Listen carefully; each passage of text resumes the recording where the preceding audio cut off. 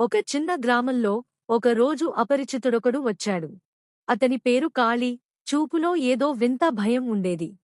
మొదట్లో గ్రామస్తులు అతన్ని సాధారణంగానే చూశారు. కాని త్వరలోనే వింత సంఘటనలు జరగడం మొదలయ్యాయి. రాత్రిళ్ళు ఎవరో ఇళ్ల చుట్టూ తిరుగుతున్నట్లు వింత శబ్దాలు వినిపించేవి. కొన్ని రోజుల్లో గ్రామంలోని కొందరు వ్యక్తులు అదృశ్యమయ్యారు. గ్రామస్తులు భయపడ్డారు. వారు కాళీని అనుమానించడం మొదలుపెట్టారు. అతను రాత్రివేళల్లో అడవిలోకి వెళ్లడం, వింత వస్తువులు సేకరించడం గమనించారు. గ్రామ పెద్దలు ఒక యువకుడైన రాజును కాళీని గమనించమని చెప్పారు. రాజు ఒక రాత్రి కాళీ వెనక్కి వెళ్లాడు.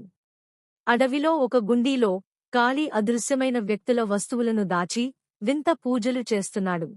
అతను మానసిక రుగ్మతతో బాధపడుతూ గ్రామస్తులను బలిగా ఇవ్వాలని పన్నాగం పన్నాడు.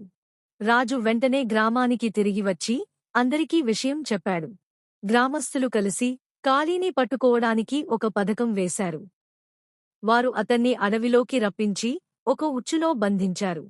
పోలీసులకు సమాచారం అందించగానే కాళీని అరెస్టు చేశారు. అతను మానసిక ఆసుపత్రికి తరలించబడ్డాడు. గ్రామం మళ్లీ శాంతిగా మారింది. రాజు ధైర్యాన్ని గ్రామస్తులు కొనియాడారు మరియు అందరూ భయం లేకుండా జీవించడం మొదలుపెట్టారు. ఈ కథ మీకు నచ్చినట్టు అయితే ఇప్పుడే మన చిట్టి స్టోరీస్ ను లైక్ కొట్టి సబ్స్క్రైబ్ చేసుకోండి.